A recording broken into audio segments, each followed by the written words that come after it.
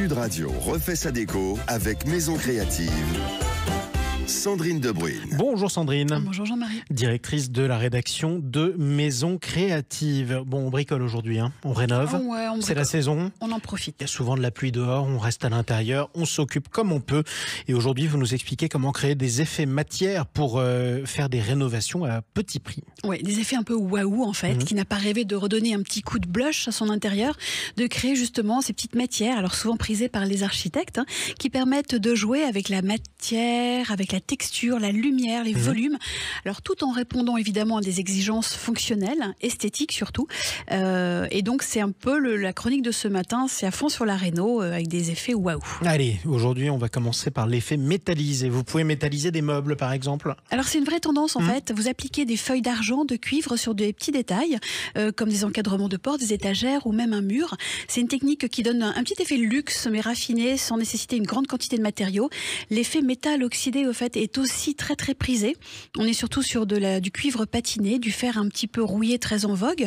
Vous pouvez créer ces effets sur des surfaces évidemment en métal, sur des peintures spécialisées, aussi non chimiques, j'y tiens. Évidemment. Pure and Paint par exemple, et ça fonctionne aussi bien en soubassement.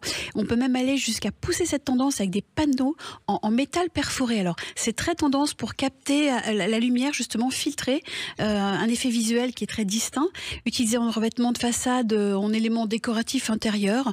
C'est vrai que cette lumière un petit peu passante est super appréciée dans l'architecture, surtout contemporaine. Oui, exactement. Un autre effet et autre style d'ailleurs, c'est avec d'autres matériaux, les moulures, des moulures créatives. On rappelle, hein, c'est ce que vous avez sur le mur, par exemple, les moulures, ou souvent d'ailleurs à la jonction entre le mur et le plafond. Exactement, en fait, vous ajoutez des moulures murales pour créer, alors soit des cadres, vous les créez vous-même si vos murs sont très lisses, par exemple, vous vous amusez avec des petits tasseaux, ça s'appelle des moulures, des panneaux ou des motifs plutôt géométriques.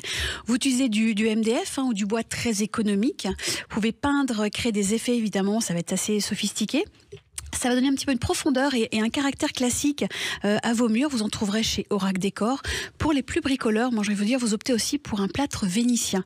Alors c'est une finition qui va donner un effet un petit peu marbré, un peu plus brillant, ce qu'on appelle du stuc. On a évidemment du vrai plâtre aussi, vraiment. Et ça reflète une lumière de manière assez subtile, plutôt élégante, une petite touche un petit peu classique. Oui, c'est ravissant aussi. Tiens, on va se rappeler une scène avec Demi Moore dans Ghost. Qu'est-ce que vous faites avec de l'argile ou de la terre crue, ma chère Sandrine? Écoutez, moi j'en mets sur les murs en fait. L'enduit en argile et la terre crue utilisée pour une texture, c'est assez doux en fait. C'est la capacité à réguler l'humidité et la température intérieure, c'est vraiment intéressant. C'est un matériau écolo qui apporte une finition très apaisante, très apaisée dans des projets où alors la durabilité est une priorité, c'est vraiment ce côté très zen en fait. Très calme. On passe au tissu tendu. Alors beaucoup plus classique hein, et ça fonctionne encore, même ça très bien. Ça revient à la mode en fait. Ça revient parce que c'était ringard pendant des années quand même. Oui, sauf qu'aujourd'hui les éditeurs de textiles ont vraiment des motifs très colorés. C'est comme très le papier peint, c'est le retour. C'est un retour, mais c'est vraiment une vraie évolution. Il y a des reliefs très intéressants.